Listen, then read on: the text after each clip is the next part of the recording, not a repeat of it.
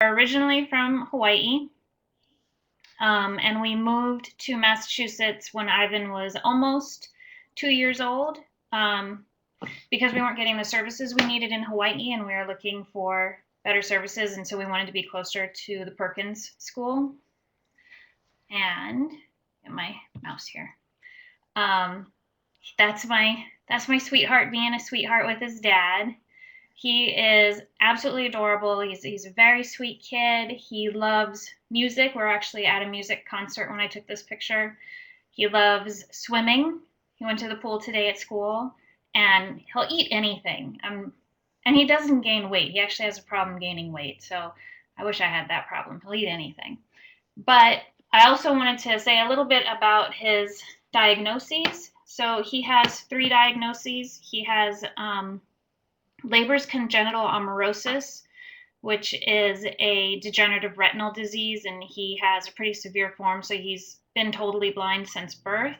He also has Joubert syndrome, which is a neurological disorder, which causes low muscle tone and makes it difficult for him to control his body, so he's in a wheelchair. And then he also has Landau-Kleffner syndrome, which is a seizure disorder of the language part of the brain, which means that he used to be able to talk, and then when the seizure started when he was 3, he lost his speech. So we are working with, we're going to try some new assistive devices. We actually just met with a speech therapist about that. This is Ivan getting a EEG, which we have to do every few months to monitor his seizures. He's a very stoic young man. He can handle just about anything. And so one of the messages I have for everybody tonight is that it's really easy to get kind of bowled over by these diagnoses and to feel like it's too much, but I really try to have a philosophy of looking on the bright side. So I have this quote. I really like this quote. It is what it is, but it will become what you make it. So, I'm not going to cure my son, but I can take these experiences that we're having together and turn them into something positive, which is why I started the website, wonderbaby.org, to just sort of share what I've learned. And like Julie was saying, I've really tried to network online. And so what I want to share with you tonight is some of the things that I've learned online. So this is what I want to talk about: building support communities online, finding practical resources online, and then lots and lots and lots of accessible toy ideas, including iPads, because that's my favorite. We like playing. So starting with support communities. Oh, and you should have a handout that says online resources for families with children with visual impairments.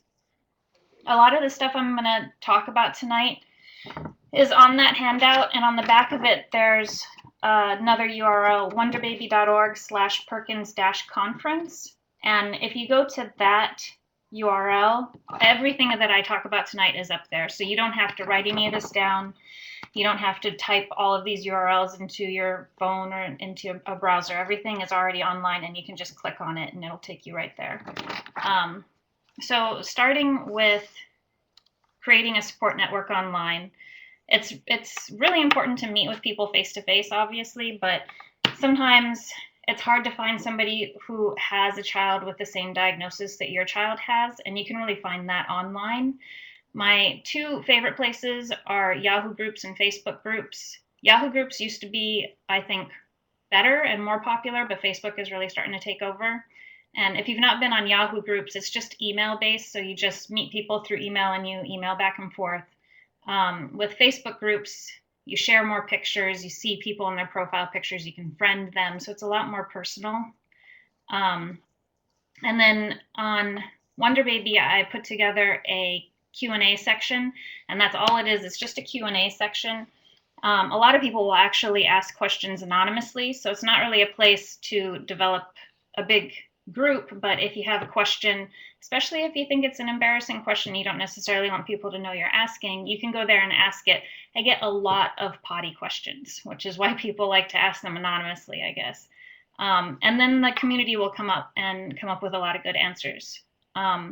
And then the last place I have here is Family Connect. If you're not familiar with them, they have a really good website, familyconnect.org, and they have the family, friends, and message boards.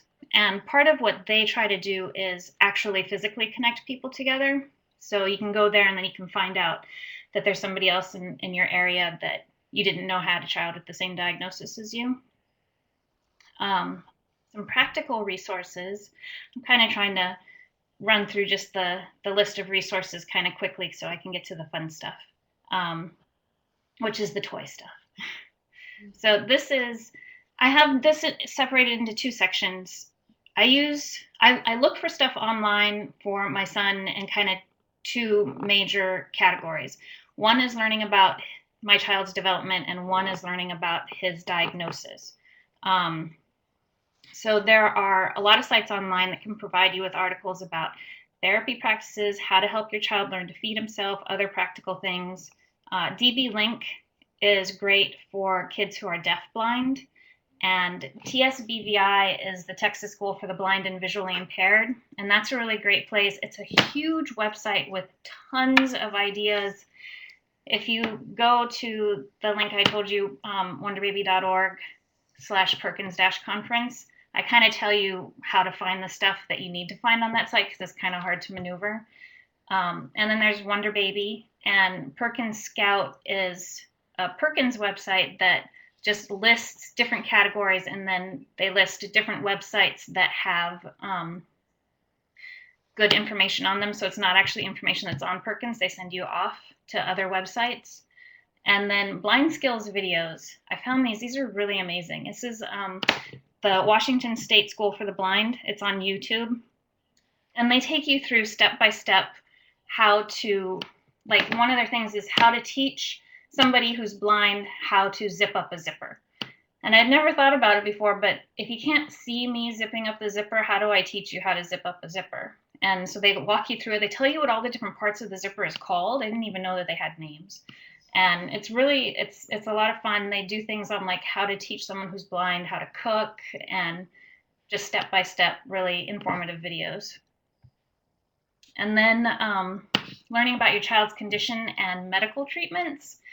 So there are some really good places online where you can get some really interesting information, especially if your child has a genetic disorder. I know a lot of people don't necessarily have a diagnosis, but if you do, National Eye Institute is a good place to start to just get some general information.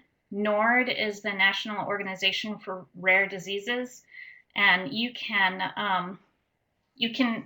find your child's diagnosis, and then you fill out a little form online and send it to them, and they'll send you a packet with like just tons of information about your child's condition and who to contact, who's doing research on the condition, and it's very easy to read. Gene Reviews and PubMed Central are a bit more difficult to read. They're more medical based, but they have really interesting information. You can find out things like somebody's trying to find a cure for your child's condition, and they're looking for people who are interested in being a part of the research. That's the sort of stuff you would find there. And it's also good to print up what they have on those websites and then take them to your doctor. And that's how I found out things like, because my child has Joubert syndrome, he may have a kidney disorder. I didn't know that. My doctor didn't know that. And I found that out on Gene Reviews, and now we have his kidney screened every year. So kind of important stuff. Okay, toys. Okay, we're in the toy section. So some fun places to find toys are Wonderbaby, and Family Connect has a really good toy guide. And Cindy's Corner, she is a retired TVI, and she writes about activities that she's done in the classroom with her students that are really easy to do at home, totally accessible, lots of fun. Independent Little B is a current TVI who does the same thing. And then Hold Everything, if you've not heard of this, you have to go check it out. It's from the Ohio Deafblind Project. They have, it's a PDF, so you download it, it's like a brochure. And they teach you how to make activity spaces for your child. And they have activity spaces made out of like something that would be on a tray that you might put on a high chair or on a wheelchair. They have activity spaces that you put on the wall, activity spaces that you would put maybe in a box. My favorite one is they have one that's made out of an apron, so your child actually wears it and has toys attached to the apron. And they talk about the different types of toys you can put in these spaces, how to build them. It's really inexpensive, really great ideas. You know, with the toys being attached to the apron, you don't have to worry about your child dropping something and losing it. It's a lot of fun. And don't forget Pinterest. I love Pinterest. This is a screenshot of my Wonderbaby boards on Pinterest. And you would be amazed at the stuff you can find on Pinterest. My son has gotten really into quote unquote science. So like really simple science experiments, which is things like, this is a bowl of hot water and this is a bowl of cold water, and what happens when we put them together? And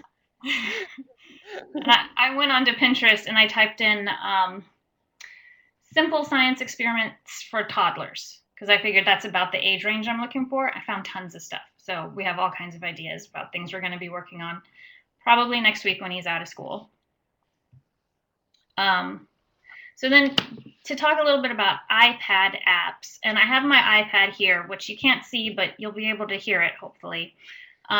Just a few places, again, to look for resources. Wonderbaby.org, Adapted Innovation, Thomas Marshall Does It All are all really good places to look for iPad app reviews, to see what sort of iPad apps you might want to purchase, to see videos of them so that you know what they're like before you buy them. Also lists of free apps. And then the top 10 iPad and iOS 7 accessibility features, that's something that I put together that shows you how to make the iPad accessible. And the iPad curriculum one is from Junior Blind. It's their infant and early childhood program. It's really interesting because you see a lot of lists of these are good iPad apps for your kid. And what Junior Blind did was they said, okay, now you have the apps. What should you do with them?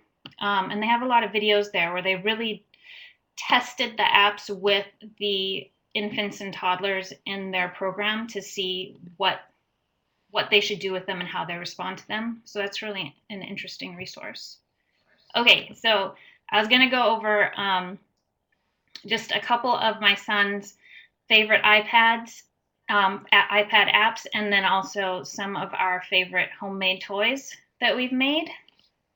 So this is Bebot, and I'm going to turn on my iPad just so you can hear Bebot. So he makes real robot sounds. And all you have to do is press anywhere on the screen and see if you can hear this. And he makes sounds. That's what he looks like. And you move across the screen. So it's a very simple cause and effect app. My son loves this guy. One of the things I really like about it is if you put more than one finger on the screen, each finger will make its own sound, which can really help your child learn how to isolate one finger, learn that, you know, their whole hand makes a certain sound, one finger makes a different sound, and you can really talk about that with them. I'm sure you could make some actual music with this. I don't know how to do that. His other favorite app is the Cause and Effect Sensory Light Box. So this is another one that's really good for cause and effect, obviously. If I can get it to come up here, I can play it for you. So you have all of these different options. One of the things I love about this app, my son is totally blind, but a lot of kids have vision, have low vision, and so everything is customizable on this app. You can change the color of the background, you can change the color of the items that are on the screen. Everything responds to your child touching the screen. So I have a picture here. This is Glowworm. As your child touches the screen and their finger moves across the screen, you'll see a very bright line follow, and you'll hear the sound. And then when you let go, it fades away. So it's a little different than Bebot. I like that Bebot, as soon as you let go of the screen, it stops. So you really get that concept of when my hand's on the screen, something's happening. When my hand's off, it stops. But I really like the high contrast of this app, so kids with low vision really respond well to it. Our other favorite is Sago Mini Soundbox. Let's see if I can find it on here. There you go. So this one, okay, it's going to talk to me a little bit first. You pick a different sound. I'm going to pick dogs because my son loves dogs. And then wherever you press on the screen, it will create one of these balls and it will make a dog sound. So depending on where you press, you get a different kind of dog, you know, a little dog or a big dog. My son loves it.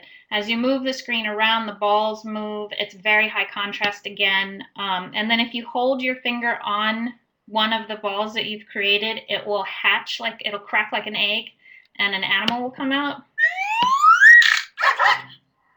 So I got a fish.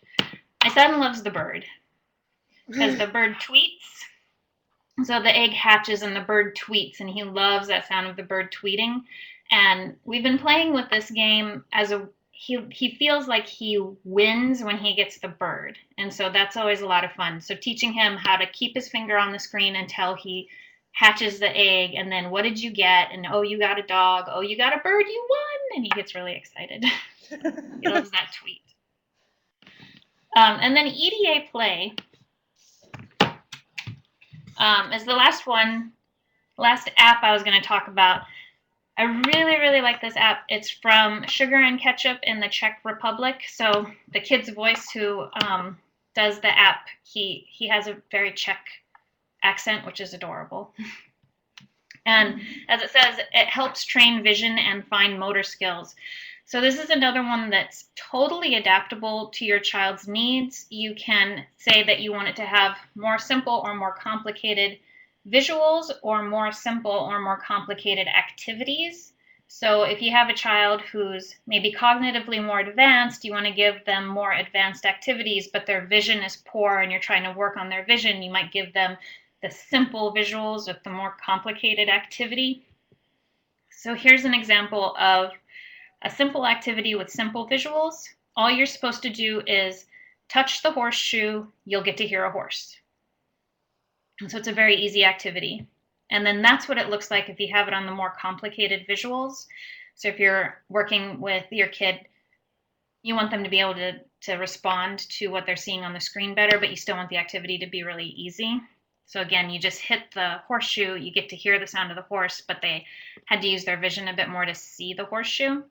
The other thing that this app does is it records every time your child is playing with it, so that you know which activities they've done well, how long it took them to complete them. So you can kind of see a chart of how they're doing. This is an example of one of the more complicated activities, but with the simpler visuals. So what you're supposed to do is follow your finger on the yellow line to get the train into the tunnel. And then you can do the same with the more complicated visuals. So it's a really good app. It's really interesting. And it's a really wonderful company. They give out free apps all the time. Okay, and then the last thing I wanted to talk about was making your own toys at home, which we love to do because it's fun and it's cheap and you can make them totally accessible to your child. So here are just a few ideas that we've come up with over the years. And these are all pictures of Ivan from little to big. So this first one is a scented rattle. That is a Gerber baby juice bottle that he's holding there in his hands. And all I did was I took a hammer and a nail and punched holes in the lid and then filled it with different things that you can smell. So this one that he's holding has cloves in it. We did one with cinnamon sticks. We've also done them with, you get cotton balls and get different kinds of perfumes or scents or like vanilla extract or peppermint extract, put them on the cotton ball, put that in the rattle, and then it's good to put something in there that makes sound too, because cotton balls don't really make sound, so like some bells or something. And then when you shake it, you get a rattle, and then when you smell it, you get a smell. He loves that. And then when he got older, we started playing with recycled rattles. So these are big water bottles, so they're better for his bigger hands as he got bigger. And we filled them with all kinds of different things. So we have 4 in this picture. One is Q-tips, one is mini marshmallows, one is rice, and I think the other one is unpopped corn. And then you shake them, and we talk about which one's heavier, which one's lighter, how do they sound different. He loves that game. That's a fun one. Sugar search it's fun because it's with sugar. So this is just a plastic bin, and then I cut a yellow piece of cardstock and put that on the bottom of the bin, and then I glued shapes from a puzzle that we had to the cardstock, and then covered the whole thing in sugar. And I used yellow, even though Ivan's blind, because I thought kids with low vision, the yellow shows up really well under the sugar. And then, the idea of the game is put your hands in the sugar and try and find the shapes. We did a thing with the brush, so it was like he was an archaeologist and he had found these, bones under the sand, but it was really sugar. And obviously the most fun thing was to dip the brush in the sugar and then put it in his mouth, and then he just did that a lot. But it was a fun game. He really enjoyed that. And then another one that we came up with is matching cups. So this is like creating a tactile memory game. These are applesauce snack cups. And then in the cup, I put a cupcake cup and glued that to the bottom. And then in each of those, I glued some sort of object. So I have paper clips, popcorn, a shell, a cotton ball, a Christmas bow. So all of these different tactile objects, and there's 2 of each. And then the idea is to turn them all upside down and then pick them up and feel what's inside, and then try to find the match. My son, the finding the match thing is a bit advanced for him. So, what we're working on is picking up the cup, reaching inside and touching, and then we talk about what is he touching? Oh, that's rough. Oh, that's smooth. Oh, that's bumpy, whatever.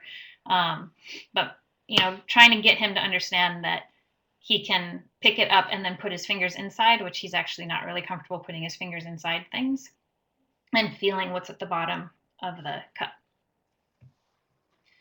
This is a couple more of our favorites. Balloon matching, similar concept, but easier for my son to play with. Each of these balloons has something different in it. So we did one with flour, one has lentil beans, one has sugar. I did salt, and then found out that salt apparently eats through latex, so that's not the best idea. One has flour, and I made them match. So the 2 red ones have the same, the 2 yellow ones have the same. And then, the idea being to pick them up, feel them, kind of squish them. It's a really good fine motor game, sort of like a stress ball when you squeeze them. It's picking them up, squeezing them, trying to figure out what's inside them, trying to find the match. He really, really likes that game. And that's actually a fun game to play with adults, because you would be surprised how different like sugar and flour feel. You wouldn't think about them being that different. I think because I think of them as both being white, but when you actually feel them, you can feel the real granules of the sugar, and it feels a lot different than the flour, which then kind of makes us a little bit more aware of maybe what things feel like to our kids when they're much more tactually based than we are. And then the last one I have here is making your own activity wall, which is similar to that Hold Everything that I mentioned earlier. They have a lot of really good ideas on how to do this. So this is just a pegboard that you could get at any hardware store. And then they've attached different toys to the pegboard. And the idea being that this can encourage your child to stand, which for someone like my son, that's very difficult, and he kind of needs some sort of encouragement or incentive to stand. And that if you keep the toys in the same place, they can learn object permanence, know where the different toys are, become comfortable with playing with them. And it's really not that hard to do, and it's very inexpensive. So my last thing is my last message: enjoy the ride. Ivan he's just been the most adorable, wonderful addition to our lives, and there's a lot of challenges, but totally worth every second. And then I also just wanted to add in that if you wanted to ask more questions, these are some places where you can go. You can send me an email, or you can go to wonderbaby.org/answers, where people can leave questions, or the Facebook page, facebook.com/wonderbaby.org, which has a very active community, and people are always happy to answer questions there. So that's it. Thank you, Amber. That was great. I didn't see anybody writing questions, but if anybody has questions, you don't have to write them. Anybody have questions for her now? Hold on, I'm going to stop the recording.